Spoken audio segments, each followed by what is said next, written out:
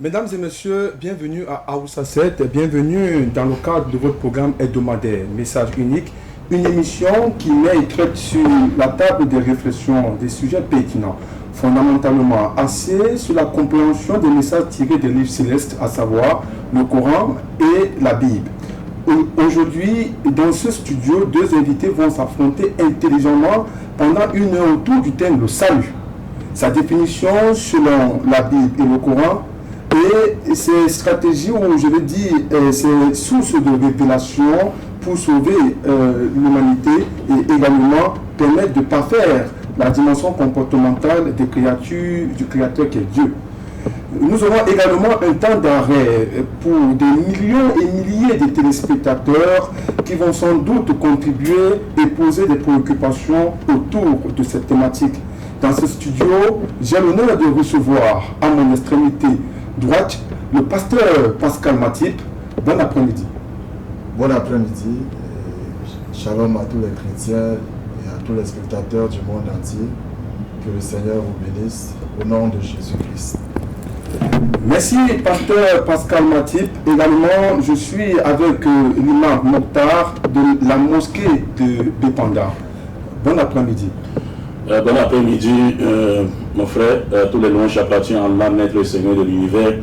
Priez et bénédiction d'Allah sur le sort des prophètes, Mohammed, sa famille pieuse, ses fidèles compagnons, ainsi que sur tout prophète véritablement envoyé par Allah dans le but de nous tirer des ténèbres spirituelles à la lumière parfaite. Bonsoir également aux millions de téléspectateurs de par le monde entier, également par mes frères aussi en studio. Nous remercions les frères et sœurs tapis dans l'ombre qui contribuent d'une manière d'une autre à la mise en place de ce programme Message unique diffusé sur la chaîne panafricaine Aoussa 7. Et nous ne cesserons de remercier la clémence du président directeur général de cette chaîne panafricaine en la personne de M. Abdoulaye Sadou qui ne cesse de contribuer à l'expansion du message de Dieu. Nous entrons de plein pied dans ce programme. Tout avant, nous rappelons aux téléspectateurs que cette émission est diffusée sur la chaîne Aoussa 7 Facebook, également la chaîne Islam Info et la page Imam Mokhtar Facebook. Nous entrons de plein pied avec vous, pasteur Matip, pour vous poser cette question autour de la thématique du jour, le salut. Nous commençons par vous. Qu'est-ce que nous devons comprendre du thème salut selon la Bible ? Merci encore pour la grâce qui m'est accordée d'être parmi vous ce soir pour parler de ce thème très très important qui est le salut. Parce que le salut, c'est être sauvé, c'est être préservé, c'est être racheté. Ce sont les thèmes qui déterminent, qui définissent le salut. Et si nous parlons du salut aujourd'hui, nous devons savoir qu'il y a eu ce qui s'est passé avant de pouvoir parler du salut. Parce que si on parle du salut, comme j'ai dit tout à l'heure, qui est le rachat, ça veut dire que quelque part nous avons perdu quelque chose, ou bien nous avons été perdus et nous avons été rachetés. Donc voilà pourquoi j'aimerais d'abord revenir dessus, sur ce que nous avions avant et puis nous avons perdu. Parce que la Bible déclare que Dieu a créé l'homme à son image et à sa ressemblance. Et le premier homme que Dieu a créé était Adam. Et lorsque Dieu crée Adam, Adam avait en lui l'esprit de Dieu. Il avait la nature de Dieu en lui parce que la Bible déclare que Dieu souffla en lui et lui transmit son souffle de vie. Et il devint un être vivant. Donc, mais pendant la marche de Dieu avec Adam, Adam qui était l'ami intime de Dieu, la Bible déclare que Dieu venait chaque fois rendre visite à Adam. Ils avaient une intimité, une relation qui était liée entre eux au point où Dieu créait les choses, Dieu a tout créé et Adam leur donnait des noms. Parce que la Bible rapporte que c'est Adam qui a donné les noms à tout ce qui existe. Donc, mais au bout de la marche de Dieu avec son ami Adam, il y a eu problème. Parce que le diable qui s'est ingéré a amené l'homme à pouvoir désobéir à Dieu qui avait donné l'interdiction à l'homme de pouvoir manger le fruit qui était de l'arbre défendu. Et il n'a plus part à ce fruit. Et à cause de cela, il a perdu quelque chose. Voilà pourquoi aujourd'hui on peut parler du salut. Il a perdu l'esprit qui l'amenait à pouvoir être en communion avec Dieu.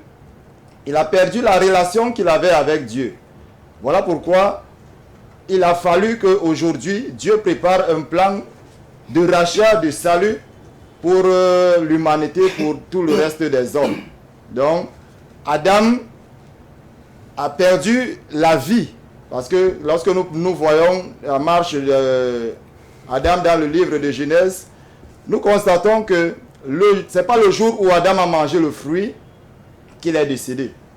Adam a vécu encore beaucoup d'années et il a engendré, il a formé une famille avec sa femme Ève.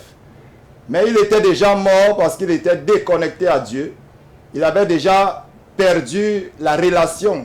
Parce que nous devons comprendre ici que la mort est un processus. La mort n'est pas le jour où Adam a pris part au fruit qu'il est décédé. Mais il était déjà mort spirituellement. Il était déjà séparé. La mort, c'est la séparation de l'homme et de Dieu. C'est ça la mort en fait. Ce n'est pas être couché. Avant qu'un cadavre ne soit couché, il a déjà été mort intérieurement. Donc aujourd'hui, je bénis Dieu pour ce thème, parce que le salut que Dieu apporte aux hommes, c'est pour toute l'humanité. Ce n'est pas pour une catégorie de personnes, mais c'est pour tous les hommes. Et Dieu a préparé ce plan pour le rachat de l'humanité. Donc, Adam a perdu la vie, comme j'étais en train de dire, mais Dieu, dans son amour, lui a promis, parce que Adam, n'oublions pas, il s'est repenti, il a imploré la miséricorde de Dieu. Et Dieu lui a promis le salut. Donc aujourd'hui, après que Adam ait engendré des hommes et des femmes après lui avec sa femme Ève, ces hommes et ces femmes étaient nés déjà sous la corruption. Ils étaient déjà nés pécheurs. Voilà pourquoi David pouvait dire que je suis né dans le péché, ma mère m'a conçu dans l'iniquité. Mais toi, la volonté de Dieu, tu veux que la vérité soit trouvée au fond de mon cœur. Donc David ici reconnaissait qu'il était né dans le péché. Pourquoi est-ce qu'il est né dans le péché? À cause de l'origine du péché du premier homme qui avait affecté toute la totalité des hommes. Donc, ok, merci Pasteur Pascal pour cette définition. Imam Mouta, êtes-vous d'accord avec la définition du thème salut que vient de donner le Pasteur Pascal? Que dit le Saint-Coran à propos? Alhamdulillahi Rabbil Alamin. Mes chers frères, ça c'est un thème clair selon le Coran et même selon la Bible même. Et en une minute, on va vous présenter le salut selon le Coran et une minute également le salut selon la Bible, mes chers frères. Mes chers frères, la question du salut qui se définit, moi je préfère la définition théologique et non la définition anthropologique. Et selon la définition théologique, le salut, n'est-ce pas, c'est un moyen d'atteindre la félicité de Dieu, également d'échapper à sa damnation, ou la damnation éternelle. Maintenant, Allah dit dans le Coran, chapitre 51, verset 56, A'udhu billahi minash shaitanir rajim, wa ma khalaqtu jinna wa insa illa liya'budun. Je n'ai créé les djinns, c'est-à-dire les esprits invisibles, et, n'est-ce pas, les hommes que pour m'adorer. C'est-à-dire le but pour lequel Allah nous a créé ces trois choses. Premièrement, Allah nous a créé pour le vouer un culte pur et exclusif dans sa seigneurie, dans sa divinité, dans ses noms et attributs. Deuxièmement, nous avons été créés pour fonder, n'est-ce pas, notre vie sur les injonctions, n'est-ce pas, en obéissant à notre Seigneur pour atteindre sa félicité éternelle et également en nous détournant, n'est-ce pas, de ses interdits afin d'échapper à sa damnation ou bien à son courroux. Et troisièmement, nous avons été créés pour faire triompher la loi de Dieu sur toute la surface de la terre au détriment du système inventé par l'esprit de l'homme païen, afin que la volonté de Dieu soit faite sur la terre comme au ciel où il n'y a ni démocratie, ni communisme, ni capitalisme, ni encore la mondialisation, mais Dieu règne au ciel en tant que roi et commandant pour le bien-être des créatures célestes et règne également sur la terre en tant que commandant et roi pour le bien-être des créatures terrestres, mes chers frères. Maintenant, comment l'homme pouvait-il savoir le but de sa création dans le sens indiqué? Alors il a fallu que Allah nous a choisi le moyen de nous envoyer les messagers. Ces messagers qui ne devaient être que choisis du milieu de nous, mes chers frères, qui n'étaient ni des anges, ni des dieux, ni des fils de Dieu, mais ils étaient des canaux ou des canaux entre Dieu et les hommes pour transmettre, n'est-ce pas, leur donner l'information sur l'essence dans ce que nous venons d'indiquer ici là, mes frères. Allah a envoyé beaucoup de prophètes sur la terre. Il n'y a pas une seule communauté sur la terre qui est venue que Allah, ou Allah ne les a pas envoyé plutôt un messager. Allah dit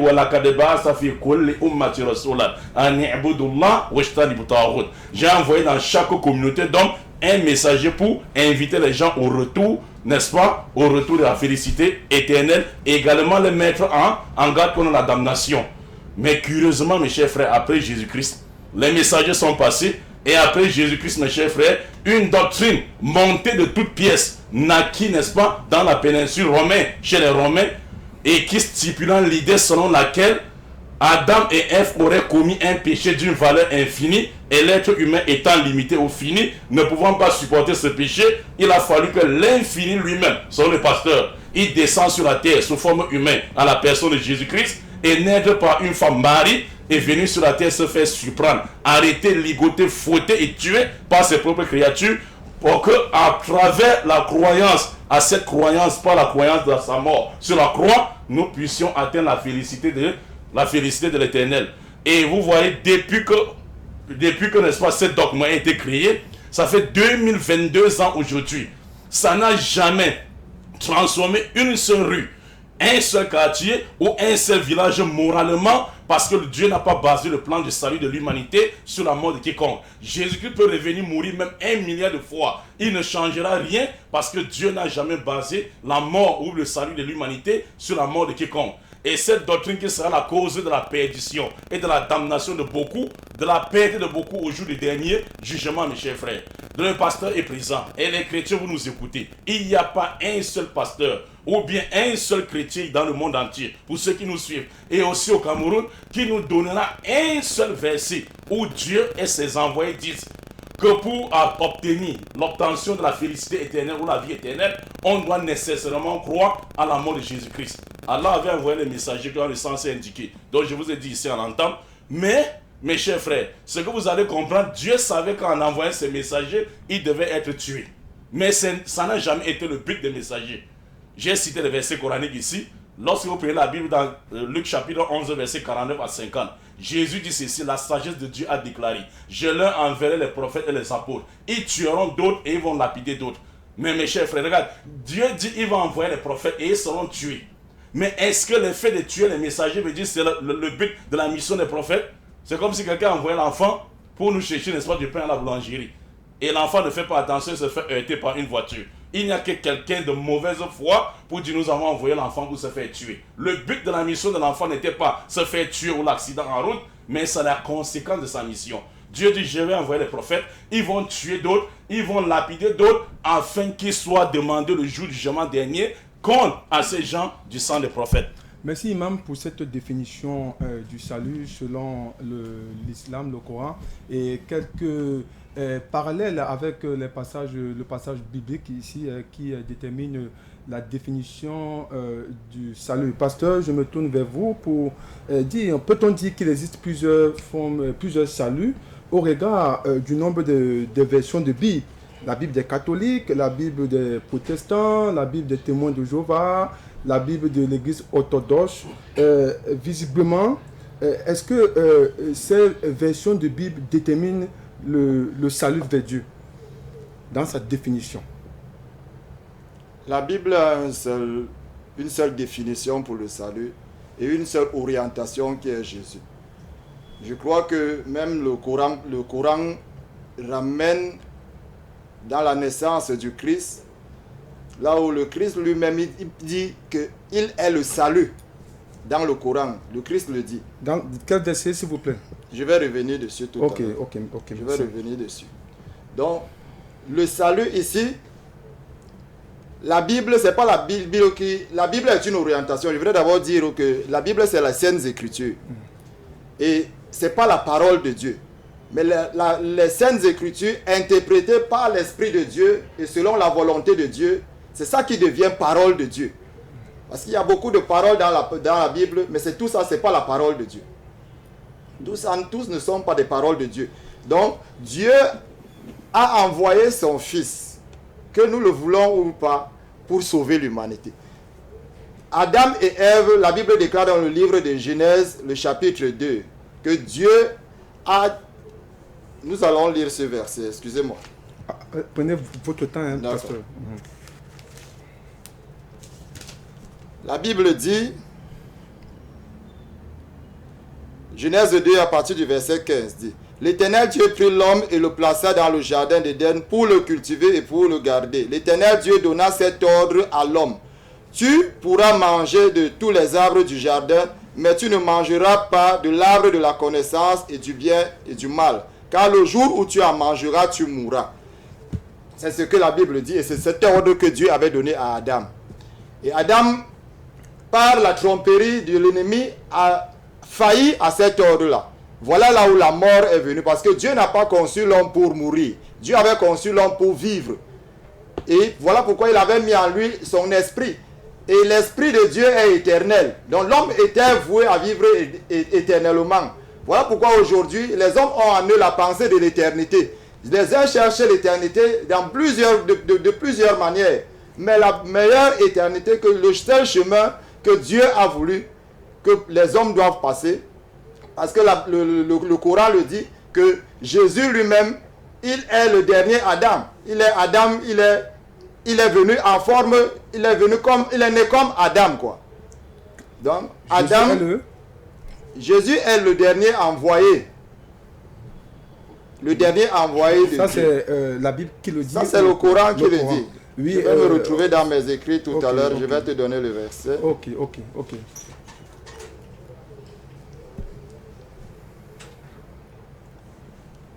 Parce que même dans le Coran, la Bible déclare, le Coran déclare dans la sourate 100, le verset 3, tout homme est pécheur devant Dieu. Donc, et si tout homme est pécheur devant Dieu, pourquoi tous les hommes sont pécheurs devant Dieu? Parce qu'il y a quelqu'un qui a apporté le péché et tous ceux qui sont nés sur lui sont dans ont hérité de lui ce péché-là. Voilà pourquoi maintenant Jésus naît sans péché. Même le Coran l'atteste que Jésus-Christ est le seul être vivant qui est né sans péché. Et pourquoi il est né sans péché? C'est parce qu'il fallait qu'il vienne et qu'il sorte ceux qui étaient sous le péché de leur captivité et leur apporte la délivrance qu'on appelle le salut. Donc c'est de ça, c'est ça qu'il s'agit. Voilà pourquoi, comment faire pour être sauvé. La sourate 101 dit, si tes mauvaises œuvres dépassent les bonnes, c'est l'enfer. Il n'y a pas d'assurance du salut dans le Coran. Il n'y a pas d'assurance du salut dans le Coran. Le Coran ne nous rassure aucun salut. Mais Dieu nous donne l'orientation au travers de son Fils. Parce que même le Coran, j'aime le dire, dit que Jésus est né par l'Esprit de Dieu. L'Esprit de Dieu est entré en Marie.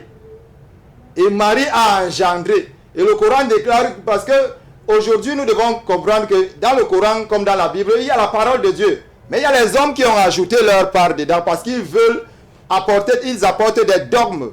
La religion égare les hommes. Quand je viens ici, je ne viens pas parler de religion. Je ne viens pas de défendre une dénomination ou bien une religion. Mais je viens au nom de la vérité. Donc si nous nous tenons dans la vérité, marchons dans la vérité. Et Christ est la vérité. Lui-même il a dit, je suis le chemin, la vérité et la vie. Donc en dehors de lui, il n'y a aucune autre vérité. Donc lorsque nous voulons chercher la vérité et nous mettons Christ de côté, ou bien nous le mettons au rang des autres hommes, comme s'il était un simple prophète comme tous les autres, alors que la Bible, le Coran disent qu'il est né sans péché et il est né de l'Esprit de Dieu. Il est né de l'Esprit de Dieu. Pourquoi est-ce qu'il est né de l'Esprit de Dieu? Pour nous apporter la pensée de Dieu, parce que nous ne l'avions plus. Étant engendré à Adam qui était déjà déchu, qui avait perdu l'Esprit de Dieu, l'homme ne pouvait plus revenir à Dieu. Quand il déclare que pour nous, les prophètes sont venus pour nous orienter, pour nous montrer la bonne voie, l'homme n'a pas cette capacité. L'homme qui n'a pas été régénéré n'a pas la capacité de pouvoir revenir vers Dieu.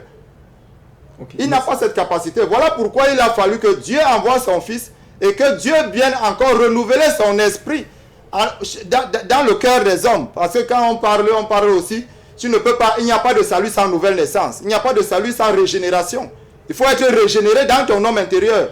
Voilà pourquoi Jésus, dans cet entretien avec Nicodème, lui dit que tu ne peux pas entrer dans le royaume, tu ne peux même pas voir le royaume si tu ne nais de nouveau. Il faut naître dans ton esprit.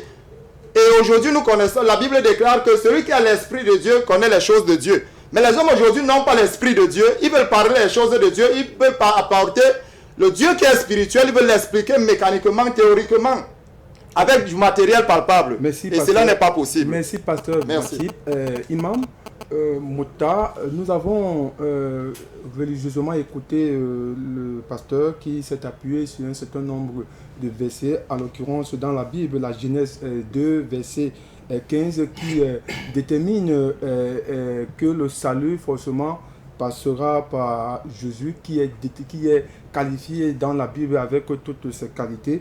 Et il s'est également élargi dans sa recherche en allant voir les sourates 100 et 101 qui prouvent que l'islam ne garantit pas le salut au regard d'un certain nombre d'éléments détaillés dans le Coran. Je voudrais venir vers vous pour vous dire qu'à la lumière des enseignements tirés dans le Coran, on peut se permettre de dire que le salut vers Dieu est resté le même depuis la création des mondes et des hommes, avec un H bien sûr. Pour tous ceux qui nous suivent, n'est-ce pas, de par le monde entier, vous allez constater que le pasteur est victime des ambiguïtés. Tantôt il dit que le Coran apporte le salut en montrant que Jésus-Christ est saint selon le Coran. Et en même temps il dit que le Coran, n'est-ce pas, ne garantit pas le salut. Pourtant c'est ce même Coran qui prouve que son Jésus est saint. Le pasteur est victime des ambiguïtés. Et ça c'est depuis la dernière émission. Il vous dit ici que Jésus est un envoyé dans ce développement. N'est-ce pas, il a dit la fois passée que Jésus était Dieu. On attend la repentance du pasteur, est-ce qu'il va prendre le temps pour dire que non, Jésus, j'ai reconnu après le dernier débat que Jésus-Christ n'était pas Dieu, mais un envoyé de Dieu, comme il vient de déclarer. Il dit Jésus, le dernier envoyé. Et ce que je lui disais la fois passée, que l'envoyé n'est pas plus grand que celui qui l'a envoyé, Jean 13, 16. Pendant qu'il divinisait Jésus-Christ, Dieu merci, alhamdoulilah, qu'il est revenu. On revient sur ce que le pasteur dit. Le pasteur dit, premièrement, il dit Jésus-Christ était envoyé à l'humanité entière. Il dit même le chrétien qui fait, n'est-ce pas, l'église, la messe de dimanche ne dit pas ça. Parce que Jésus dit dans Matthieu 15, 24, je n'ai été envoyé qu'aux brebis perdues de la maison d'Israël. Il n'a jamais été envoyé pour l'humanité. 1. 2. Le pasteur dit, lorsqu'il prend Genèse 2, verset 15, que la mort est entrée par Adam.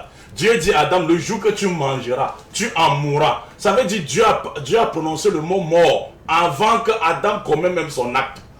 Si Dieu a prononcé le mot mort avant que Adam commette son acte, ça veut dire que la mort existait avant Adam. Et c'est ce que nous disons toujours au pasteur, que toute chose, n'est-ce pas, avant de se matérialiser, vit d'abord dans la préscience de Dieu. Dieu dit ceci dans Jérémie chapitre 1, verset 4 à 5. Fils de l'homme, je t'ai connu avant que tu sois dans le sein de ta mère. Et je t'avais établi prophète des nations. Comment Dieu avait établi Jérémie, prophète des nations, alors que Jérémie n'était même pas encore dans le ventre de sa mère. Dieu dit, je t'ai connu avant que tu sois dans le sein de ta mère. Et je t'avais établi prophète des nations. Donc Dieu dit, le jour que tu en mangeras, tu en mourras. Ça veut dire que le mot mort a existé dans la présence de Dieu avant de se matérialiser par l'acte d'Adam selon lui. Maintenant, le pasteur dit ceci. Il dit beaucoup de paroles, n'est-ce pas, qui ne tiennent pas à sa place, mes chers frères. Et il dit que Jésus-Christ est sans péché. Et tous les prophètes sont des pécheurs. Jésus donne d'abord la position musulmane. Chez nous, les prophètes ne pêchent pas. Ce sont les ma'asoumoun, les gens qui ne pêchent pas. Péché, c'est quoi? C'est la transgression volontaire de la loi ayant connu le bien et le mal. Mais les prophètes qui sont les centres de vertus humaines, les centres où la loi de Dieu est connue, ce n'est pas les prophètes qu'on connaît la loi de Dieu. Comment ils sont les premiers à porter cette loi et comment ils sont les premiers à désobéir à cette loi, comment ils sont venus enseigner aux gens. Les prophètes ne pêchent pas chez nous. Les pasteurs confondent toujours péché et erreur. Demandez, n'est-ce pas, aux avocats qui nous suivent, est-ce que le péché c'est l'erreur, même en termes juridiques. Le péché n'est pas l'erreur. C'est ça que le pasteur confond. Mais maintenant, je vais sortir un verset. Je voulais lire dans la Bible du pasteur, si le pasteur me permet. Job chapitre 33, verset 9. Pasteur, si vous me prêtez, n'est-ce pas, votre Bible. Job chapitre 33, verset 9. Oui, Inch'Allah. Job, merci pasteur. Dans Job chapitre, n'est-ce pas, 33, verset 9. Job. Oui. Je veux que vous lisez ceci là, s'il vous plaît. Job chapitre 33, verset 9. Chapitre 33, le verset 9. Ok, dans Job chapitre 33, verset 9, Je suis pur. Je suis sans péché. Ça va. Est-ce que tu as compris, pasteur? Je suis pur. Je suis né comment? Sans péché. Ce n'est pas Jésus qui parle ici. C'est Job. Qui vous a dit que c'est Jésus qui est sans péché? Et vous dites que Jésus est sans péché selon le Coran. Non, Jésus est sans péché selon le Coran grâce à l'invocation que sa grand-mère Anna avait fait dans le Coran, chapitre 3, verset 35. Elle dit, oh Allah, voici ma fille Marie que j'ai donnée au monde. Préserve-la et sa descendance contre Satan le maudit. Roulam Zakiya. C'est pour ça qu'Allah appelle Jésus Roulam Zakiya, veut dire un fils pur. Grâce à l'invocation de sa grand-mère Anna, selon le Coran. Voilà pourquoi, pasteur, limitez-vous dans la Bible. Parce que la Bible, d'abord, comprendre chez les chrétiens, ils ont des difficultés pour ça. Ce n'est pas le Coran qui est l'océan que vous allez, n'est-ce pas, puiser. Le Coran, il y a tout un processus pour comprendre le Coran, mon frère. Il y a l'étude de la langue arabe, comprendre la langue arabe. Il y a, n'est-ce pas, les théologies du Coran, la science, n'est-ce pas, de l'abrégé et de l'abrégé et tout ça qu'il faut connaître. Donc, ne vous aventurez pas dans le Coran. Je dis ceci.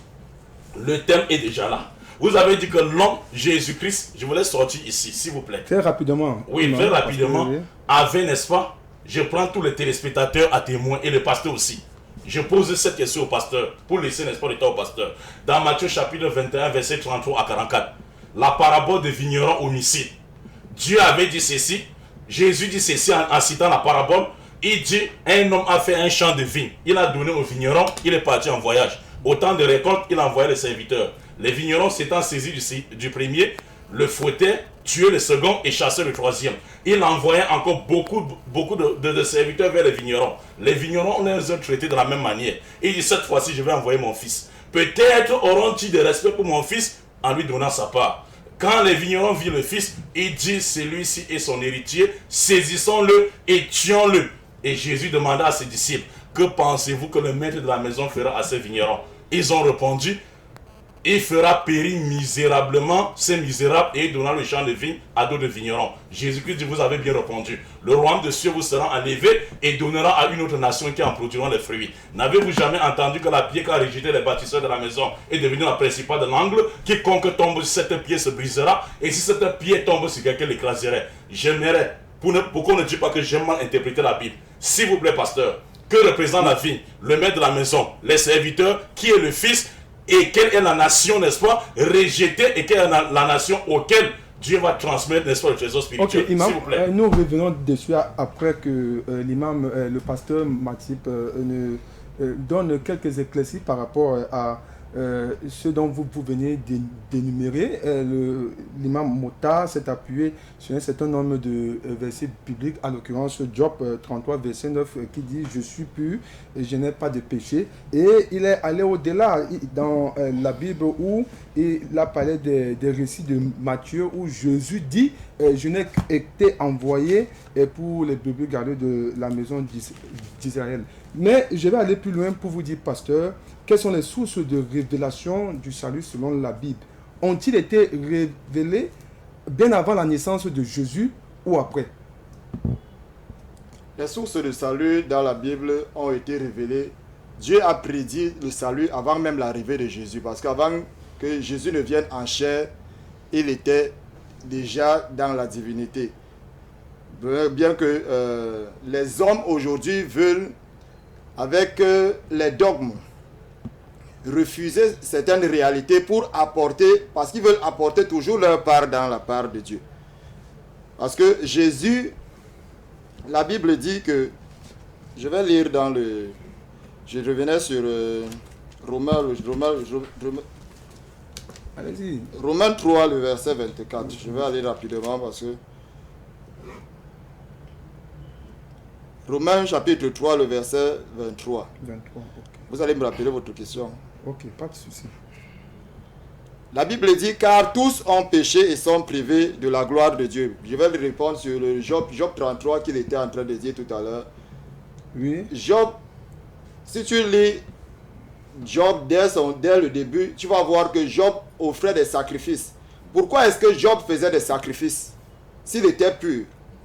Ou est-ce que Jésus a fait un sacrifice pour lui-même pour se purifier? Les sacrifices, le système de sacrifices était fait pour pouvoir épurer les péchés des uns et des autres. Ici, Job, la Bible déclare que Job, chaque année, il appelait tous ses enfants et lui-même, et il offrait à Dieu des sacrifices pour eux, pour leurs péchés. Donc Job ne peut pas dire qu'il est saint, alors il est sans péché, alors qu'il offrait déjà le sacrifice pour le péché. Donc Imam est en train de... Il s'aventure sur des terrains qu'il ne maîtrise pas. Job n'était pas sans péché. Job était pécheur comme tous les autres humains. La Bible déclare que tous ont péché. Ici dans Romains le chapitre 3, le verset 24. Car tous ont péché et sont privés de la gloire de Dieu.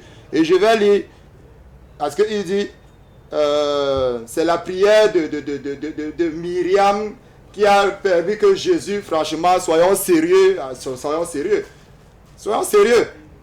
C'est cette prière qui a fait que Dieu envoie son esprit dans le sein de Marie.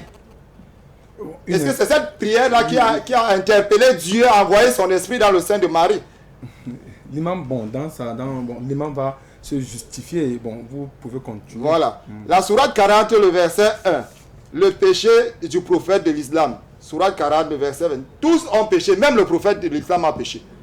Donc on ne peut pas dire que les envoyés de Dieu n'ont pas commis de péché. La sourate 40, verset 21 dit quoi? La sourate 40, verset 1 dit, parle du prophète, parle du péché du prophète. Quel prophète? De l'islam. La Bible, le Coran, la sourate 4, verset 11. Jésus est le Messie. La sourate 4, verset 11. Jésus est la parole de Dieu. Ça, c'est le Coran qui dit ça. Et si Jésus est la parole de Dieu, et si Jésus est l'Esprit de Dieu, donc cet Esprit de Dieu qui est venu, il a été conçu sans péché, il est sans péché. Mais vous prenez les hommes qui sont pécheurs pour les sanctifier, et celui que Dieu a sanctifié, lui-même il a envoyé dans le monde, vous le prenez, vous le mettez sous la botte des humains et des mortels. Soyons sérieux avec ce que nous faisons. Voilà pourquoi je dis que la religion égare les hommes.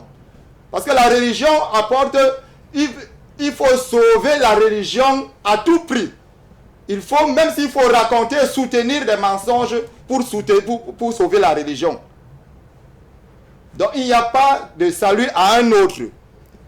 Dieu a envoyé son Fils et il est mort pour toute l'humanité. Même la Bible, le Coran le dit que Dieu dit, la conversation de Jésus avec Dieu dans le Coran, dit que je vais te faire mourir et je vais te faire revivre. Pourquoi est-ce que Dieu le fait mourir et le fait revivre? Est-ce que c'était juste un plaisir? Ce n'était pas pour un plaisir. Okay. C'était parce qu'il fallait que Jésus meure, parce que comme j'ai dit tout à l'heure, que Job offrait des sacrifices. Tous les hommes offraient les sacrifices. Tout le monde ouvre, même aujourd'hui, chez les musulmans, on continue à offrir des sacrifices pour les péchés. Et donne-moi une minute. Dans le livre de Luc 1, je vais lire rapidement, donne-moi une minute s'il te plaît. Allez-y, c'est vrai que je souhaite beaucoup que vous me donniez quelques éclairages sur les sources de révélation selon la Bible. C'est très important pour pouvoir quand même égayer la lanterne des téléspectateurs.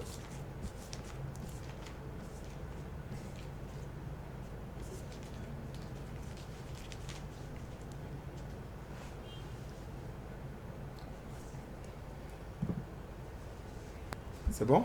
Oui, c'est bon. Voilà, ok. Vous pouvez lire.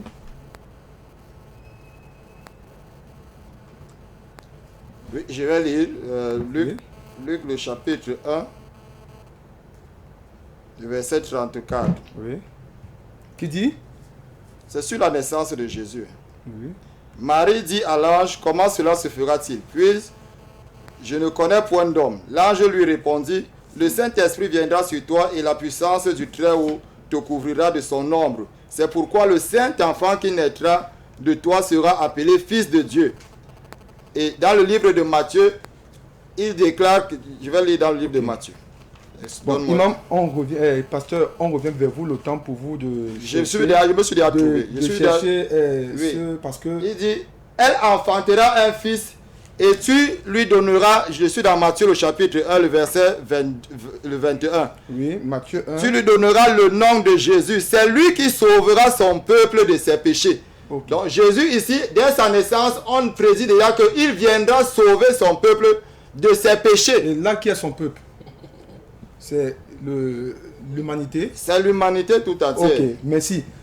Imam, nous revenons vers vous pour, après les éclairages ou les éclaircies du pasteur Mathieu qui s'est appuyé sur un certain nombre de passages coraniques où il a pris certains versets pour déterminer la sainteté de Jésus qui est qualifié dans le Coran comme un homme à part entière et je veux dire un messager à part entière parce qu'il a dit dans son mot d'antan que Jésus est le dernier envoyé selon le Coran et par la suite il s'est appuyé sur un certain nombre de choses. Imam, je voudrais quand même très rapidement pour permettre aux téléspectateurs de mieux s'informer comment le Coran explique le salut selon le magistère de Jésus, fils de Marie, encore appelé Issa ibn Mariam. Oui, si les gens qui ont suivi l'introduction, moi j'ai déjà dit comment avoir le salut dans l'islam qui est simple. L'obtention du salut en islam, ce n'est que 3 choses. Je répète encore. Les premières choses, c'est de vouer un culte plus exclusif à Allah le Tawhid, dans sa singularité, sa divinité et ses non-attributs. 2, maintenant, en laissant sa vie régie par la loi de Dieu, en observant le bien et en s'abstinant du mal. Et 3, faire triompher la loi de Dieu sur toute la surface de la terre. Et il dit, le Coran dit ceci, dans Coran chapitre 3, verset 36, Allah dit, Falamma wada'atha qalat rabbi inni wada'atuha untha wallahu a'lamu bima wada'a wa laysa zakaru ka untha wa inni sammituha Maryam wa inni a'udhuha bika wa dhurriyyataha min ash-shaytani rajim. Ici dans le Coran chapitre 3 verset 36, l'endroit où ça nous, n'est-ce pas, où on disait au pasteur, la mère de Marie, lorsqu'elle lui a accouché la fille, parce qu'elle pensait à accoucher un garçon, parce que ce sont les garçons qui se chargent du temple. Ce sont les garçons qui se chargent du temple. Mais Allah n'a plus Allah de lui donner une fille. Et ici Allah dit, et elle dit, oh Allah, j'ai accouché d'une fille. Or, la fille n'est pas comme le garçon, parce que selon le Coran, et selon la Bible même, la loi de l'égalité des sexes que les Européens ont amené ici, ça n'existe pas, ni dans aucun livre abrahamique. Maintenant, il dit, oh Allah savait mieux ce dont elle avait accouché. Le garçon n'est pas comme la fille. Je l'ai nommé Marie, oh Allah, et je la place ainsi que sa descendance contre Satan le banni. Marie était sainte selon l'invocation de sa mère et Jésus-Christ également était saint selon l'invocation de sa mère. Mais le pasteur dit ceci, que Jésus, on lui montre le verset, j'attendais qu'il rebondisse dans le verset de Job 33 verset 9, où Job dit je suis sans péché. Ah, c'est un verset clair, c'est même pas ambigu dans la Bible. Pour montrer que les frères pêchent dans les églises par analogie, dans ce qu'ils entendent, alors qu'ils pêchent dans les églises dans ce qui n'est pas dans la Bible, ce qui n'est pas écrit dans la Bible. Et nous disons toujours aux gens, aux Camerounais, aux Africains, au monde entier, lisez. C'est comme, n'est-ce pas, les savants européens disaient, pour garder le trésor africain, il faut le conserver dans un livre. Parce que l'Africain ne lira jamais. Maintenant, ce verset maintenant de Job 33, verset 9, oui, où Job dit, je suis né sans péché. Et il dit, Mohammed sallallahu alayhi wa sallam est pécheur, dans le Coran. Et il a demandé pardon pour son péché. Mohammed est pécheur, il a demandé pardon pour son péché. Si on prend même dans ce sens, le pasteur a dit indirectement que Mohammed dépasse Jésus, selon la Bible même. Dans Luc chapitre 15, verset 7. Écoutez bien, Luc chapitre 15, verset 7. Qui dit? Jésus-Christ dit ceci. Je vous dis en vérité, au jour du jugement dernier, il y aura plus de joie dans le ciel pour un seul pécheur qui se repent, plus que 99 justes qui n'ont pas besoin de repentance.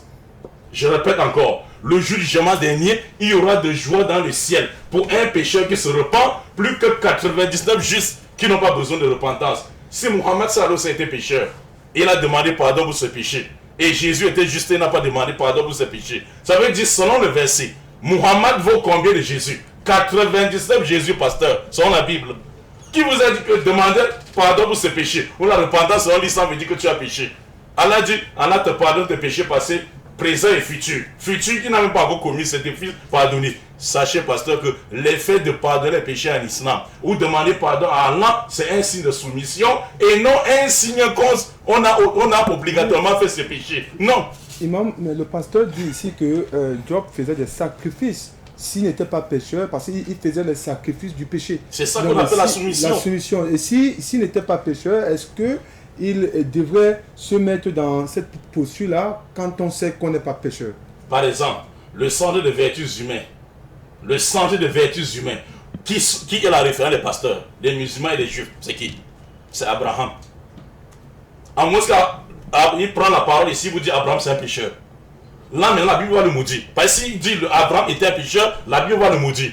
Parce que les chrétiens appellent Abraham le père de la foi. Les musulmans appellent le centre de vertus humaines, le tawhid, le champion du tawhid. Et les juifs disent c'est le père de référence. Le père de la foi même, c'est Abraham. Mais il faisait des sacrifices. Pourquoi as-tu fait des sacrifices? Ou Dieu lui dit sacrifie ton fils Ismaël. Ça veut dire Dieu ordonnait à Abraham de faire le péché. Ou bien de demander pardon pour ce péché en sacrifiant Ismaël. Non, non, non, non. C'est un signe, c'est un acte de soumission à Allah. Allah dit dans le Coran, le fait de nous demander de faire des sacrifices. Les moutons, pasteur, qu'on a mangé ensemble.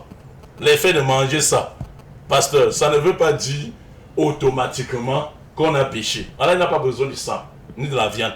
Mais la piété qui se cache derrière ça.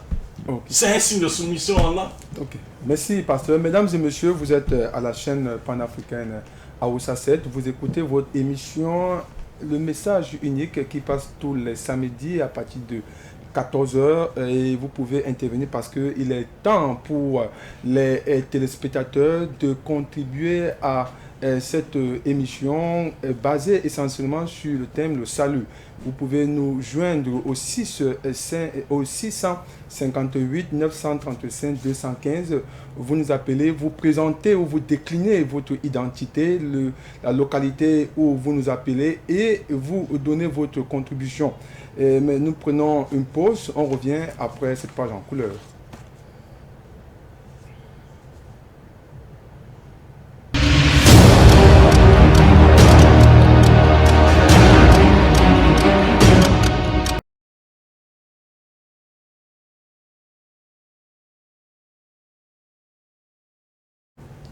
Et bienvenue dans ce studio de ce plateau de la chaîne panafricaine Aoussa 7. L'émission, c'est le message unique pour tous les téléspectateurs. Vous pouvez contribuer au 658 935 215. Vous pouvez sans doute donner votre opinion par rapport au thème du jour. Nous allons nous retourner vers le pasteur. Une question très... pasteur, nous voulons savoir comment œuvrer pour la découverte du salut vers Dieu, selon la Bible. Très rapidement. Selon la Bible, je vais revenir sur l'entretien de Jésus avec Nicodème. Parce que Nicodème était docteur de la loi et il ne comprenait pas certaines choses. Il est venu en cachette pour venir voir Jésus afin qu'il puisse l'expliquer la signification de ce qu'il ne comprenait pas.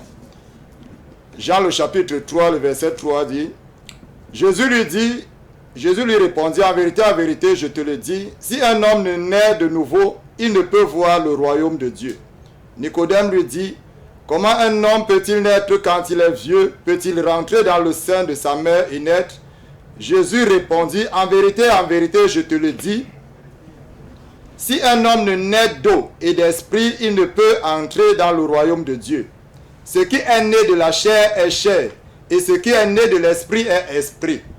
Et Dieu est esprit. Pour que nous puissions interagir avec Dieu, nous avons besoin de l'esprit de Dieu. Si tu n'as pas l'esprit de Dieu, tu ne peux pas interagir avec Dieu. Tu ne peux pas interagir avec Dieu sur la chair, sur les rudiments, sur les sacrifices et tout le reste. Tu ne peux pas interagir avec Dieu parce que Dieu est esprit. Jésus lui-même le dit. Parce que, sans vous couper, hein, oui. vous dites que ce qui est né de la chair est chair, ce qui est né de l'esprit est esprit. Mais bon, la Bible dit également que Jésus est né de la Vierge Marie. Jésus est né de la Vierge Marie et conçu de qui? Jésus est né, je vous ai dit la dernière fois que Jésus portait en lui deux natures. Il portait en lui la divinité et l'humanité. Oui. L'humanité qu'il a pris chez Marie et la divinité qu'il a pris de l'Esprit de Dieu qui est venu sur lui. Parce que personne ne nie ici là que Jésus a été conçu du Saint-Esprit. Oui. Et tout enfant, quand on appelle un enfant, on dit c'est l'enfant de son père. Mais parce que la religion ne veut pas attribuer le terme de fils de Dieu à Jésus, on préfère lui dire fils de Marie. C'est comme ça. C'est ça la religion en fait. Non, on ne peut pas accepter que Jésus est fils de Dieu parce qu'il a été engendré de l'Esprit de Dieu et qu'il est la parole de Dieu. On préfère dire qu'il est fils de Marie pour pouvoir couper court. Donc c'est la magouille de la religion en fait. C'est pour ça que je n'aime pas la religion. Il ne faut pas être religieux. Cherchons à connaître la vérité. Demeurons sur la vérité. Donc, Nicodème dit à Jésus que comment donc est-ce que moi qui suis vieux, est-ce que je vais rentrer dans le sein de ma mère pour renaître une seconde fois? Et Jésus lui dit que toi tu es docteur d'Israël, qu'est-ce que vous vous enseignez finalement? Parce que si je te parle des petites choses comme ça, tu n'arrives pas à comprendre. Donc qu'est-ce que je veux dire par là? Je veux dire que si un homme, comme le disait Jésus, pour le salut, il faut naître de nouveau. Il faut naître de nouveau, ce n'est pas entrer dans le sein de sa mère comme Nicodème posait comme à Jésus, mais c'est naître d'esprit, c'est recevoir l'esprit de Dieu. Voilà pourquoi Jésus, si le Coran reconnaît Jésus, pourquoi vous reconnaissez Jésus en partie et d'autres parties vous ne reconnaissez, vous refusez certaines choses? C'est la religion tout simplement, parce que la religion veut se soutenir, veut se plaire à elle-même et dire que non, nous sommes vrais et nous marchons dans la vérité. Jésus a dit qu'il s'en va au Père, il envoie son esprit. Parce que nous avons perdu l'esprit de Dieu en Adam. Lorsque l'homme a péché, il a été séparé de Dieu. Son esprit n'était plus uni à Dieu. Voilà pourquoi quand Dieu arrive, il pose la question, Adam, où es-tu? Donc comme Jésus pose la question, où l'avez-vous mis? Imam dit que non, Jésus ne connaissait pas là où on avait mis Lazare. Alors que c'est la même chose que Dieu pose la question. Est-ce que Dieu ne connaissait pas là où était Adam? Dieu connaissait très bien où était Adam. Mais vous voulez lui dire, qu'est-ce que tu as fait? Est-ce que tu as mangé ce que je t'avais interdit? Donc... Ok. Pasteur, merci. Imam, nous revenons vers vous parce que le pasteur... Pascal Matip s'est appuyé sur un certain nombre de choses, de passages publics pour qualifier ici c'est-à-dire la sacralité de Jésus, fils de Marie.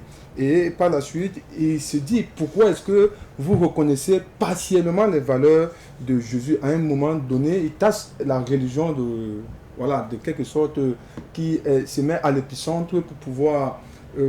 davantage tirer les ficelles de son côté et empêcher à ce que le véritable message du salut soit connu de tous. Oui, mes chers frères, j'aimerais pas entrer dans le jeu du pasteur qui sort du thème.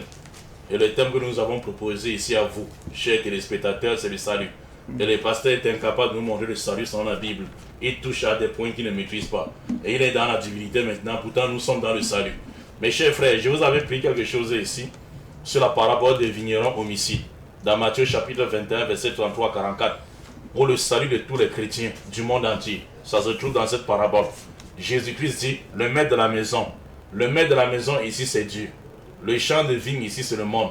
Les vignerons à qui Dieu a donné, n'est-ce pas, les champs de vigne, c'est-à-dire le trésor spirituel, était Israël. Et les serviteurs envoyés étaient les prophètes envoyés vers eux. Ils tuaient d'autres, ils chassaient d'autres et ils lapidaient certains. Le maître de la maison a envoyé son fils. Ici, on dit son fils parce que la parabole a commencé par « moi, un homme ». Parce qu'il a lu un verset ici dans Luc chapitre 1, verset 26. On dit le saint enfant qui naîtra sera appelé fils de Dieu. Il sera appelé fils de Dieu. Pas que lui-même sera appelé fils de Dieu. Parce que jusqu'à son dernier baptême, on ne trouvera pas un seul verset où Jésus dit « je suis le fils de Dieu ». En appelle Elohim en hébreu. Ça n'existe pas. Jésus n'a jamais dit « je suis le fils de Dieu ». Ce sont les gens qui l'ont appelé fils de Dieu. Donc, ils disent quand même dans la Bible, il y a un passage qui dit nul ne peut voir mon Père sans passer par moi. Donc ça veut dire le fils de Dieu parce qu'il a dit mon Père. Ça veut dire aussi tous les disciples dans Matthieu chapitre 23, verset 10 sont appelés aussi de Dieu. Il dit, n'appelez personne sur la terre votre Père. Un seul est votre Père, celui qui est dans les cieux. En parlant de ces 12 apôtres, dans Matthieu 23, verset 10. Ça veut dire qu'il y a aussi des panoplies de fils de Dieu. Et c'est ça la Bible. Des fils de Dieu par-ci, à gauche, à droite, des dieux partout. Même Satan est appelé Dieu dans la Bible. Satan est le Dieu de ce siècle qui aveugle votre intelligence. Dans 1 Jean chapitre 2, verset 1. Donc ne vous aventurez pas là-bas. Revenons, restons sur le thème. Restons sur le thème. Donc moi je disais ici, le fils ici identifié, c'est Jésus. On a dit Jésus parce que la parabole, le fils plutôt, parce que la parabole commençait par, il y avait un homme. Il n'y a qu'un homme pour avoir des fils. Dieu n'est pas un homme. Parce que par rapport qui est une manière de parler par image. Dans Nombre 23, verset 19, la Bible dit Dieu n'est point un homme pour mentir, ni le fils de l'homme pour se repentir. Or, Jésus s'est appelé 83 fois dans la Bible fils de l'homme, pour montrer qu'il descendait d'Adam, qui était chair, d'os et de sang. Et tout ce qui est chair, os et sang ne peut pas être Dieu, ni fils de Dieu. Et Allah dit au prophète Muhammad sallallahu alayhi wa sallam, si Allah avait un fils, je serais le premier à l'adorer. Parce que le fils de Dieu n'est pas en dehors de Dieu lui-même. Et je vais chuter dans la parabole, s'il vous plaît. Très rapidement, parce que... Ici, maintenant, la grande question dans la parabole, mes chers chrétiens, parce que moi, c'est pas ce qui nous intéresse, c'est vous, mes chers frères chrétiens, dans le monde entier qui nous écoutez. Demandez-vous dans la parabole de vigneron homicide dans Matthieu 23, 27, 33 à 44. Le maître de la maison a-t-il envoyé son fils pour se faire tuer, ou la mort était réservée au fils par les vignerons? Toute personne à possession de ses facultés mentales et qui lit la Bible, c'est que le maître de la maison n'a jamais envoyé son fils pour se faire tuer. Mais la mort était réservée par les vignerons. Et Jésus l'avait dit dans Luc chapitre 22, verset 1 à 6. Il dit les scribes et les pharisiens cherchaient à moyen de tuer Jésus à l'insu de la foule. Satan rentra dans Judas. Ce n'est pas Dieu qui rentre dans Judas, ni aussi le Saint-Esprit. Et Judas, Allah, Satan, le sacrificateur, dans la manière de livrer, n'est-ce pas, son maître. Et maintenant, l'acte des scribes et des pharisiens, c'est ça qui a amené à tuer Jésus. Selon eux, à tuer Jésus sur la croix. Demandez-vous, un acte que Jésus qualifie de grand péché. Un seul verset, je me limite. Non. Un seul, s'il vous plaît. Oui, un seul verset. Imam, merci, parce que nous sommes déjà à quelques minutes de la fin de ce programme. Pasteur, je me retourne vers vous, mais avant, je vais ici lire le message d'une téléspectatrice qui dit « Le salut de Dieu est conçu dans le but de sauver l'humanité et il déborde du grand amour et de la grande miséricorde de Dieu pour l'humanité. L'obtenir signifie que nous sommes capables d'accepter le salut de Dieu, de suivre ses paroles et œuvres présentes, de mettre les paroles de Dieu en pratique, de suivre la voie de Dieu et de faire les choses et nous comporter conformément à ses exigences. C'est l'unique moyen par lequel l'on obtient le salut de Dieu. Ça, c'est une réaction d'une téléspectatrice. Pasteur, très rapidement, nous sommes en train de sortir de cette émission. Quel est le mot de fin que vous pouvez donner en guise de... Oui, très rapidement, parce que nous sommes déjà à 3 minutes de la fin de ce programme. Ah, merci beaucoup. La clémence davantage du président directeur général de cette chaîne Aoussa 7 qui vient de nous accorder 30 minutes de plus à ce programme. Pasteur, bon, nous revenons très rapidement. Là, vous reprenez d'abord à la préoccupation de l'imam qui nécessite... Je vais répéter. Voilà, allez-y. Oui, parce que vous m'avez pris ici, là. Oui, allez-y très rapidement. Oui. Je disais ceci, mes chers frères. Luc chapitre 22, verset 1 à 6. Les scribes et les pharisiens cherchaient un moyen de tuer Jésus-Christ à l'insu de la foule. Satan rentrait dans Judas. Ce n'est pas Dieu qui rentre, ni le Saint-Esprit. Okay. Et Judas alla s'entendre avec les principaux sacrificateurs de la manière de devait livrer son maître. Mes chers frères, l'acte des scribes et des pharisiens qui cherchaient à tuer Jésus, c'est un acte que Dieu aime ou c'est un péché? Un péché. L'acte de Judas qui va s'entendre avec les sacrificateurs pour livrer Jésus-Christ, moyennement une somme d'argent, c'est un acte que Dieu aime, c'est un péché. Un péché. La question, imam. Maintenant, la question, comment les actes de péché peuvent devenir un moyen pour purifier l'humanité de ces péchés? Merci, pasteur.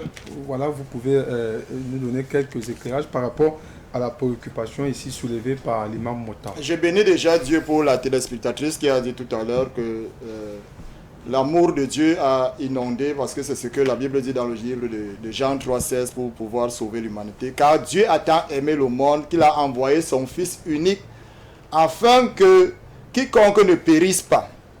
Donc, parce que les hommes étaient destinés à la perdition, mais qu'ils reçoivent de lui l'héritage de la vie éternelle. Jésus est venu pour donner la vie aux hommes, parce qu'il avait perdu. Je reviens dans la sourate 3 du verset 55. Le dialogue entre Allah, son prophète Jésus.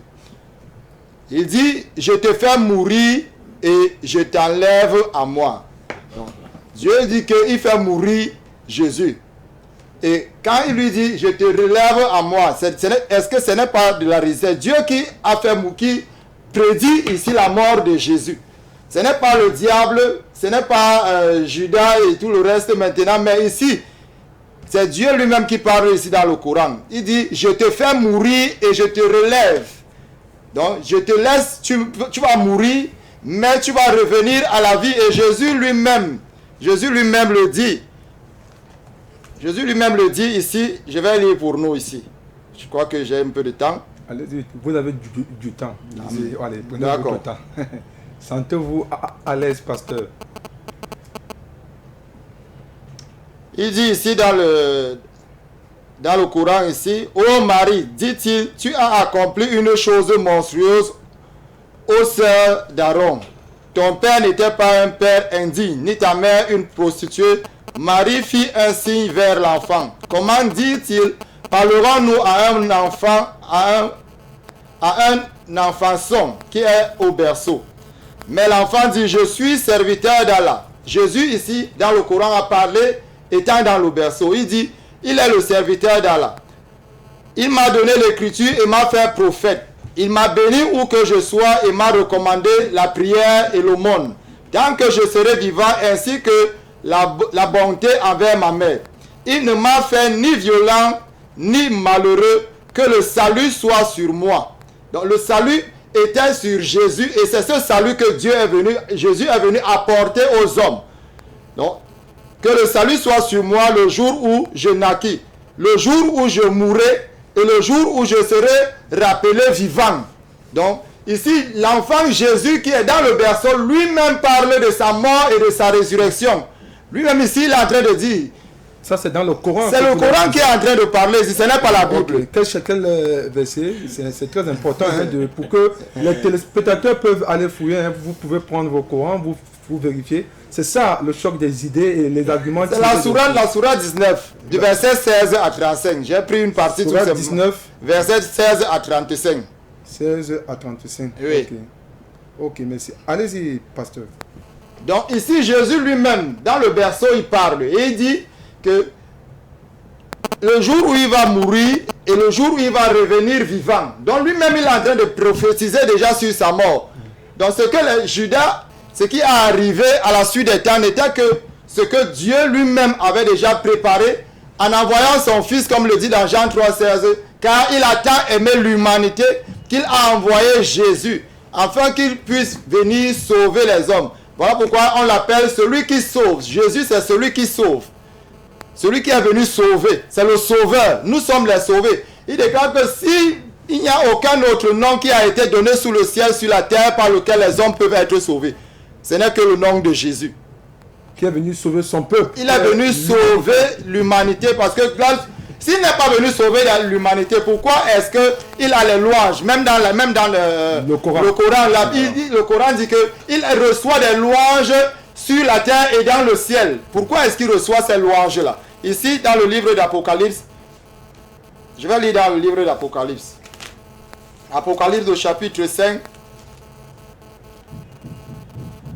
Il disait du Apocalypse chapitre 5, le verset 12. Il disait d'une voix forte, l'agneau qui a été immolé est digne de recevoir la puissance, la richesse, la sagesse, la force, l'honneur, la gloire et la louange. Et toutes les créatures qui sont dans le ciel, sur la terre, sous la terre, sur la mer et ce qui se trouve l'étendue, qui disait à celui qui est assis sur le trône et à l'agneau, soit la louange, l'honneur, la gloire, la force au siècle des siècles.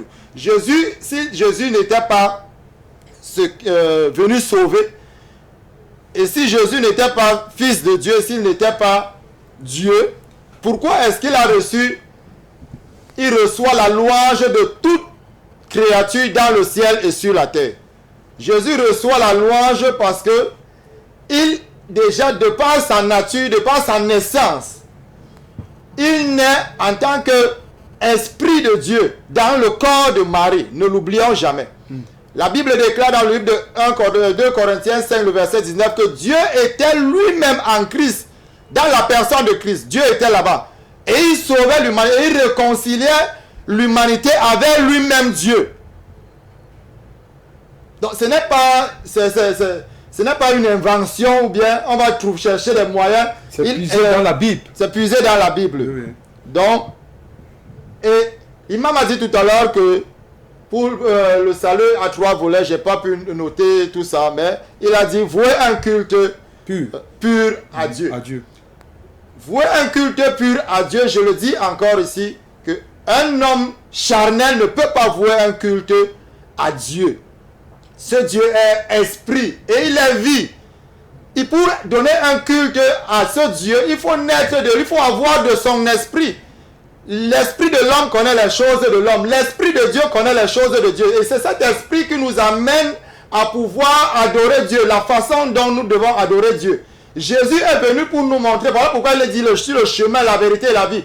Comment est-ce que nous pouvons nous rapprocher de Dieu? C'est ce que Jésus est venu nous enseigner. Il a dit que c'est lui qui a ce chemin-là, et c'est lui qui a la vérité, et c'est lui qui a la vie. Il est venu dans Jean 10, le verset 10, il est venu afin que les brebis aient la vie et qu'elles aient la vie en abondance. Parce que nous avons perdu. Pourquoi est-ce qu'il vient pour que nous ayons la vie alors que nous vivons? Parce que nous avons perdu une vie. Cette relation, cet esprit qui nous permettait de pouvoir adorer Dieu, nous l'avons perdu. Maintenant, il est venu pour nous restaurer cet esprit-là. Voilà pourquoi il déclare que ce que le Père recherche, les vrais adorateurs, c'est ceux qui vont adorer Dieu en esprit et en vérité. Ces sons-là, c'est les paroles de Jésus. Et si nous croyons que Jésus a été envoyé par Dieu et qu'il est né de l'Esprit de Dieu dans le sein de Marie, nous devons accepter cette parole-là. Que lui-même il dit que Dieu recherche les vrais adorateurs.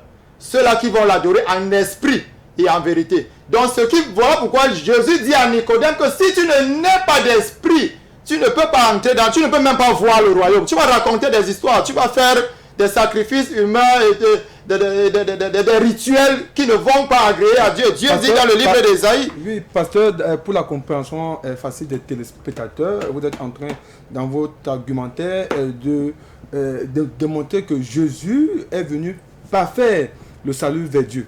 C'est ça? C'est exact? C'est exact. Okay. Jésus est venu et il est le salut. Ceux qui acceptent Jésus, il est venu. La Bible déclare qu'il est le chemin, il est la vérité, il est la vie.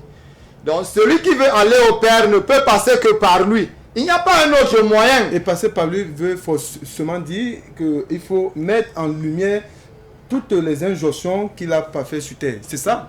Ce n'est pas de ça qu'il est. C'est de recevoir d'abord ce qu'il est venu donner. Il est venu nous donner la vie. Dans Jean 10, il déclare que je suis venu afin que les brebis aient la vie et qu'elles aient la vie en abondance. Cette vie-là, c'est son esprit, c'est l'esprit que nous avons perdu en Adam. Oui, bon, pour restaurer l'esprit de Dieu en nous. Comment accueillir alors l'esprit de Jésus? Voilà.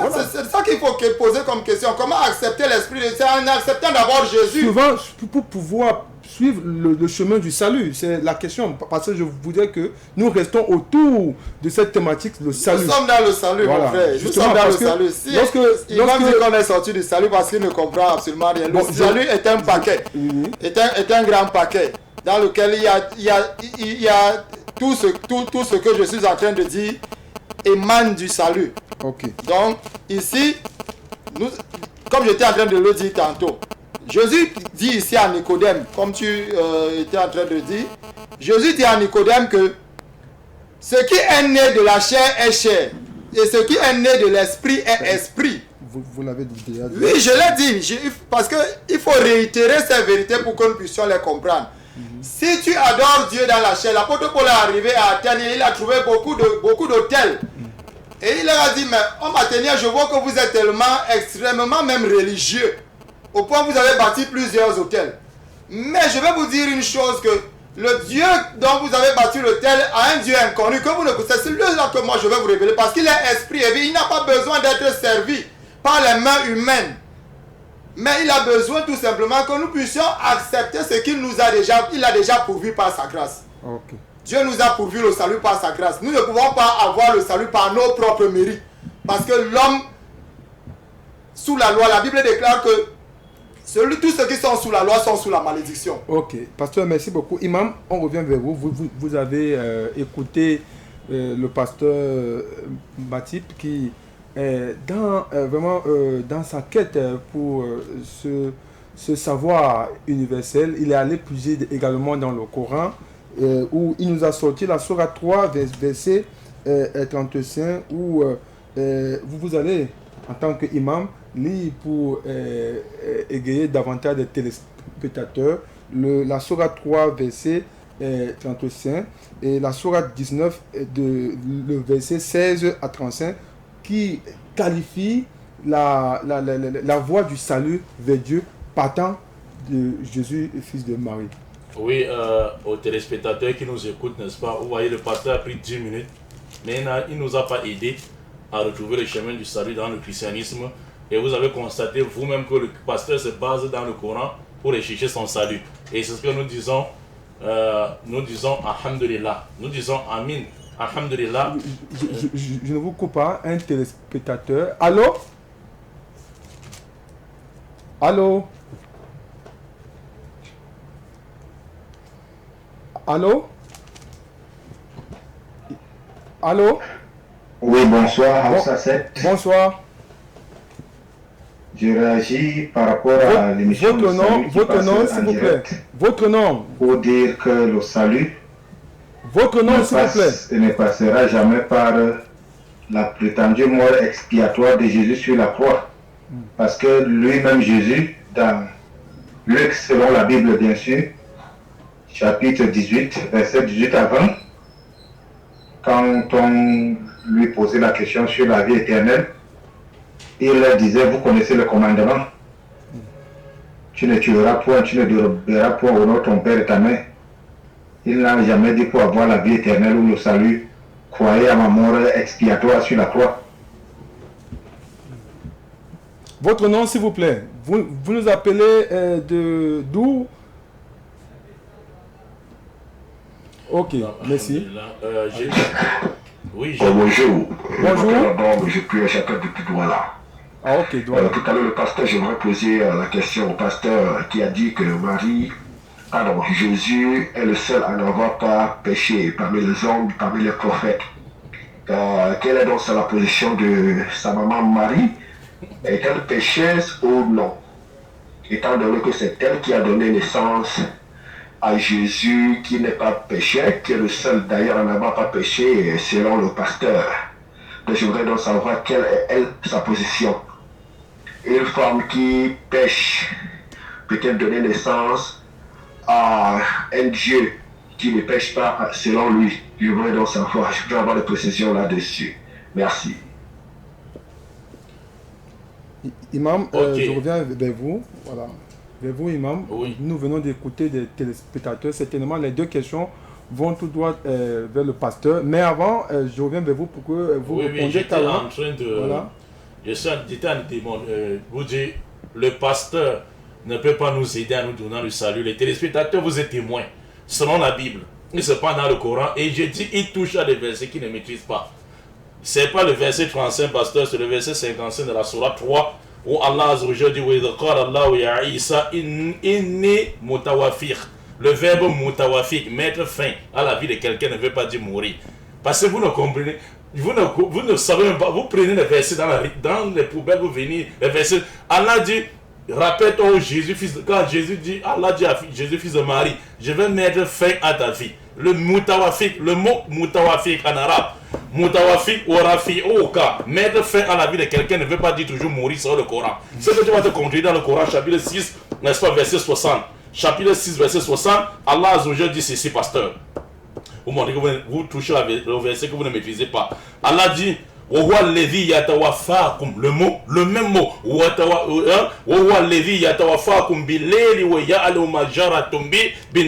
Allah dit, la nuit, c'est moi qui vous mutawafi, qui vous tue tous, qui met fin à votre vie, vous tous. La nuit, je mets fin à votre vie tous, et le matin, je vous ressuscite. Et ça veut dire qu'on est mort.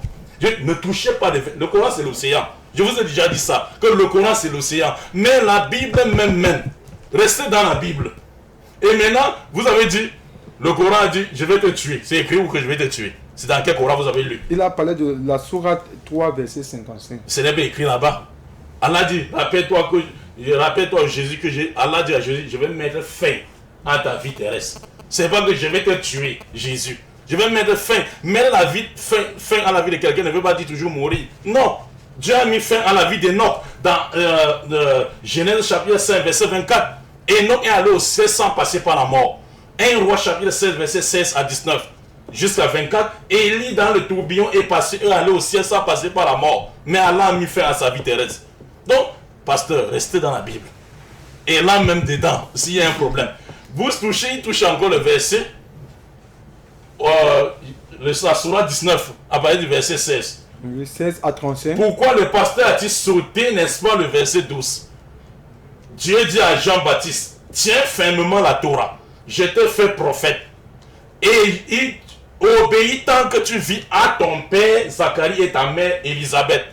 Et Jean-Baptiste Yahya dit, paix sur moi, le jour où je naquis, le jour où je serai mort et le jour que je serai ressuscité. Avant même Jésus, dans la même sourate.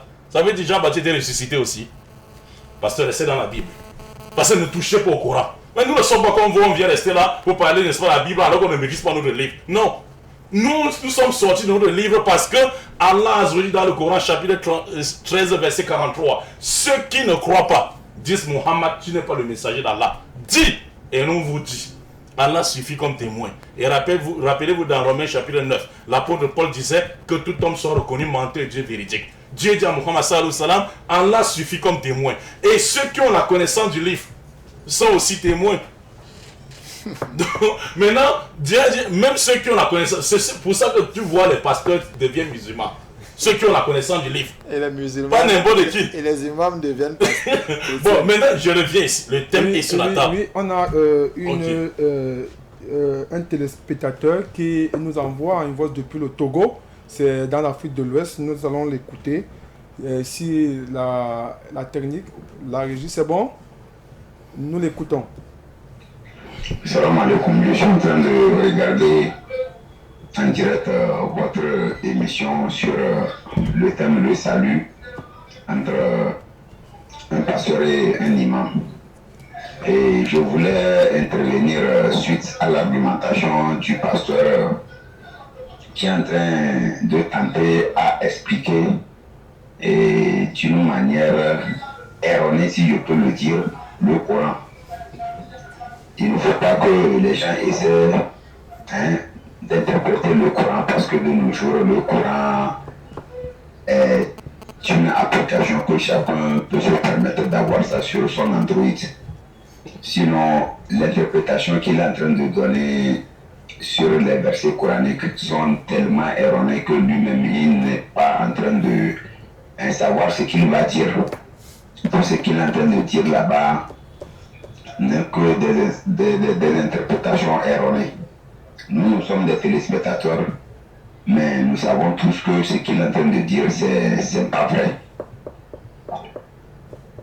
Okay. S'il veut réellement savoir la vie de Jésus, la mission pour laquelle Jésus a été envoyé sur cette terre, il n'a qu'à aller, on va l'apprendre ça dans le Coran et il va savoir réellement que ce qu'il est en train de dire, ça serait différent de ce qu'on doit lui dire. D'où il a besoin d'un enseignement tellement approfondi sur le Coran avant de comprendre la vraie mission de Jésus-Christ sur cette terre. Et non ce que eux, les chrétiens, donnent comme ici la mission de Jésus-Christ. Non. Lisez au pasteur. Le verset 157 de la sourate. Ok, merci chers téléspectateurs, vous nous appelez depuis le Togo. Merci. Pasteur, nous revenons vers vous. Il y a eu 3 téléspectateurs qui ont intervenu. Le premier qui dit que Jésus n'a jamais dit dans la Bible qu'il est mort sur la croix pour démontrer en quelque sorte le salut vers Dieu. Et le deuxième téléspectateur qui vous a parlé de la position de Marie, sa mère, lorsque nous disons que Marie, qui est née de Jésus, quelle est sa place, elle, parce qu'elle qui a enfanté Jésus, même si c'est l'union entre le Saint-Esprit et elle, mais c'est qu'on le veut ou pas, c'est elle qui est la maman de Jésus.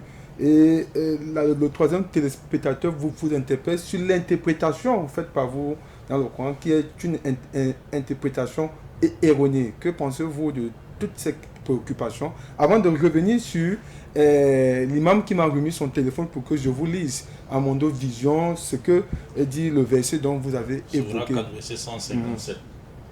Lisez un peu au pasteur. bon, qui répond d'abord aux préoccupations des téléspectateurs. D'accord. Je bénis déjà Dieu pour les téléspectateurs qui nous écoutent et ceux qui prennent la peine de pouvoir appeler. Que le Seigneur vous bénisse. C'est vrai que certains diront que si mon interprétation du Coran ne te plaît pas, tu vas dire ce que tu vas prendre ça de ta manière.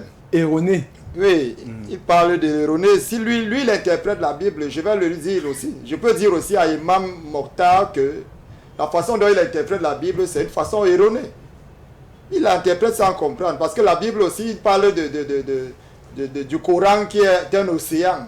Mais le Coran, lui, la Bible, le Coran lui-même, Mohammed lui-même dit que il a reçu juste une partie. Une partie de la connaissance et l'autre partie, la Bible aussi la détient. Donc, il va falloir que ceux qui lisent le Coran s'inspirent de la Bible.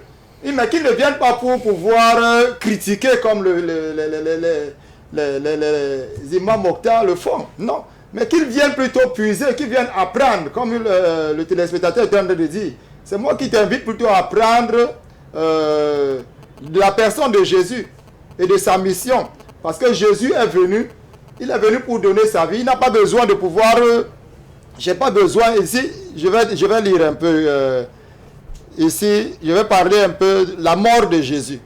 Comment est-ce que le Coran nous explique que Jésus est mort? Comment est-ce que Jésus est-il mort dans le Coran? Je voudrais... l'imam va répondre tout à l'heure. Imam, voilà, vous allez répondre à cette préoccupation.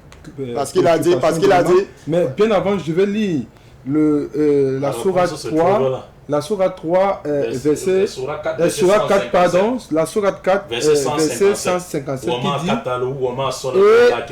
et imam, je lis, et pour les téléspectateurs, et à cause de leur parole, pardon, nous avons vraiment tué le Christ, Jésus, fils de Marie, le messager d'Allah. Or, ils ne l'ont ni tué, ni crucifié, mais ce n'était qu'un faux semblant.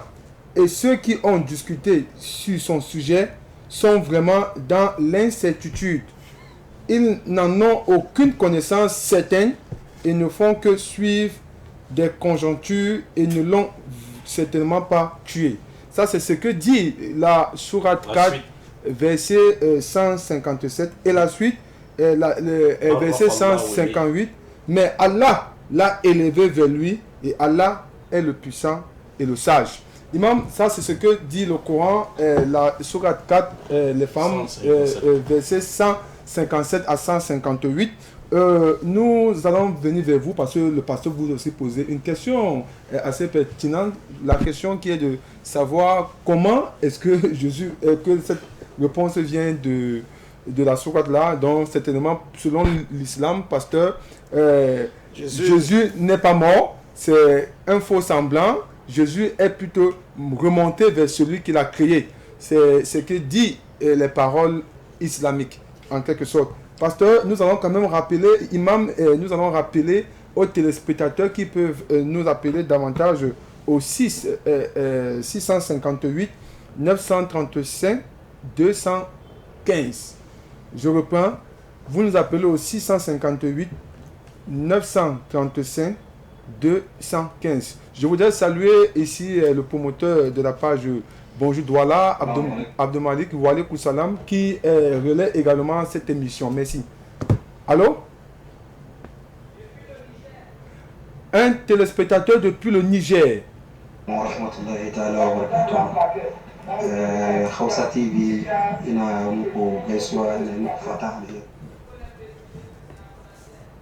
Oui, on vous écoute, c'est en langue vernaculaire, le Haoussa.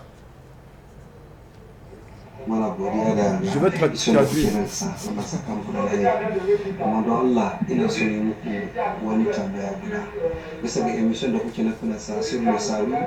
Concernant les religions.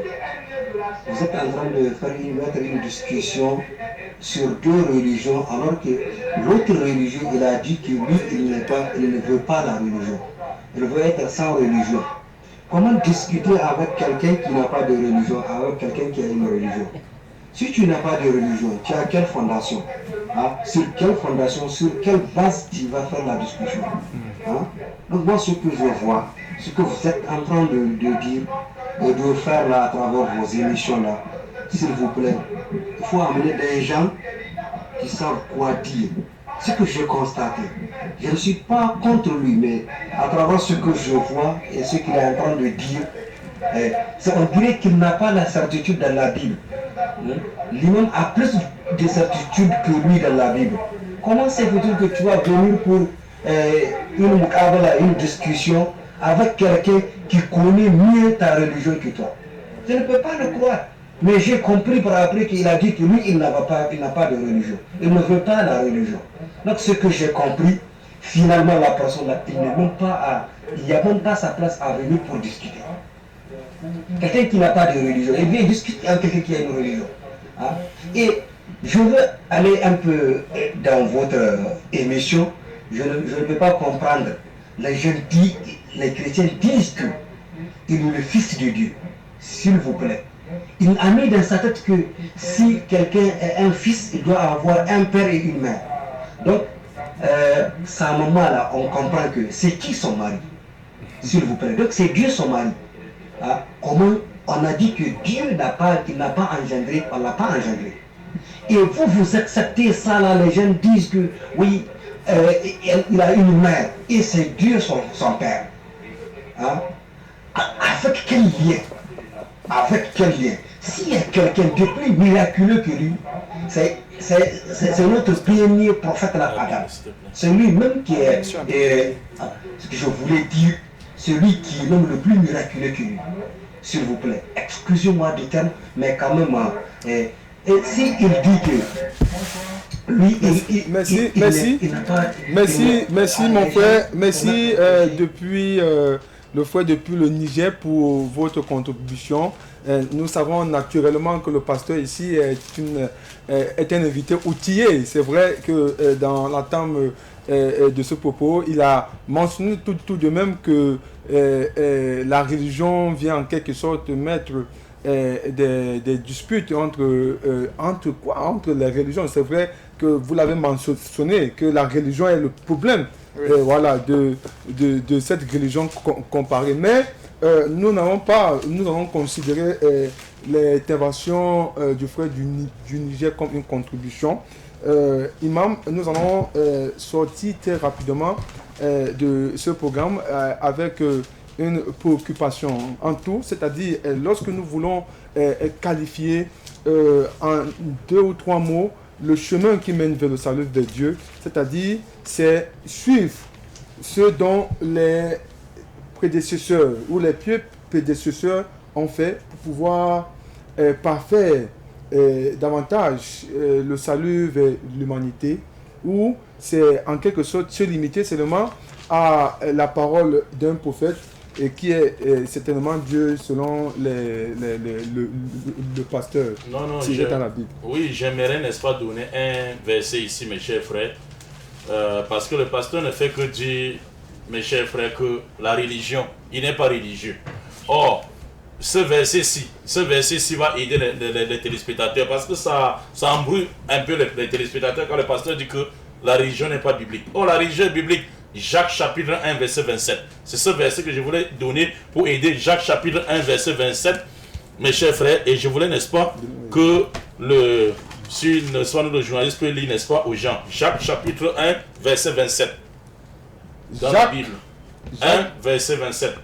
Qui dit Jacques, je rappelle ici, selon la Bible, Jacques est le frère de Jésus. Je vais lire Jacques chapitre 27. Chapitre 1 verset 27. Verset 27. La religion pure et sans tache devant Dieu et le Père, c'est visiter les orphelins et les veuves dans leurs afflictions et de se conserver pur de la souillure du monde. Voilà. Jacques dit que la religion pure, c'est d'aider les pauvres, les orphelins, assister les gens, les démunis et les autres. Mais parce que la religion n'existe pas. Pendant que le frère de Jésus, Jacques, dit que la religion existe. Rappelons que Donc voilà pourquoi je comprends parole pourquoi vient les de- téléspectateurs disaient que vraiment c'est... Rappelons que cette parole vient de la Ça Bible veut que dire je Jacques chapitre détiens 1, en main. verset 27. Jacques le fait de Jésus, pas de la religion. Et Jésus était musulman. Jésus est de la religion musulmane. C'est pour ça que je disais que je ne voulais pas toucher à tout ici. Je voulais qu'on reste sur le truc du salut. Donc mes chers frères, il n'y a plus assez de temps. Sinon, on est passé à toucher à des versets coraniques. Votre mot de fin. Oui, pour les mots de fin, mes chers frères. Très rapidement. Inch'Allah, mes frères, restez couchés. N'est-ce pas, à cette émission, chaque 14 heures, mes chers, vous allez comprendre, n'est-ce pas, les vérités camouflées.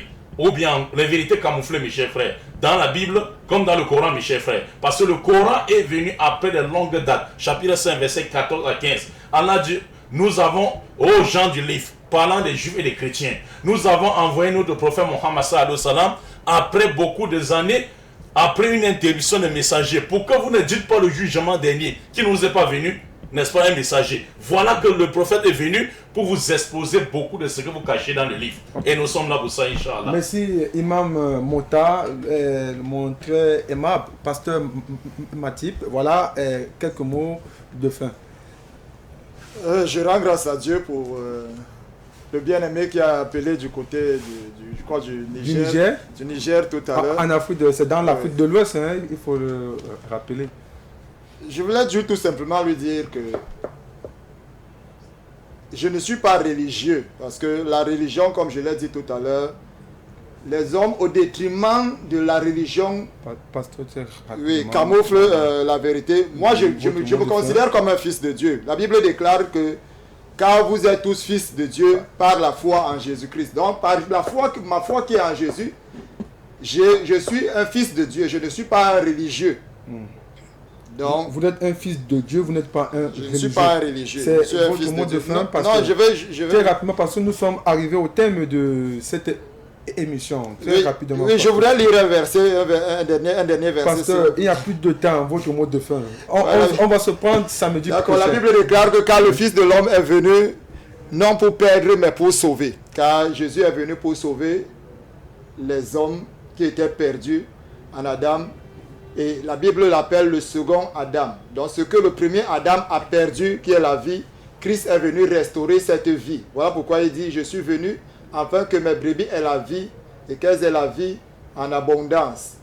Que le Seigneur vous bénisse. Merci, pasteur. Je voudrais, mesdames et messieurs, dire que, oui, voilà, c'est pas la guerre des hommes, mais c'est le choc des idées. Shalom. Mesdames et messieurs, merci. Voilà. Mesdames et messieurs, nous étions à l'émission Le Message Unique qui passe tous les samedis à 14h dans la chaîne panafricaine Aoussa 7. Merci pour tous les téléspectateurs, ceux qui ont contribué à la mise sous pied de ce programme et même ceux qui ont contribué à travers leurs réactions. La semaine prochaine, nous allons certainement toucher une autre thématique, sans doute qui va davantage électrifier le cœur, marquer les esprits. Et c'est nulle part ailleurs, c'est à la chaîne panafricaine Aoussa 7. Sur ce, votre humble serviteur, Sa Majesté Ismaël Paraiso. Bonsoir.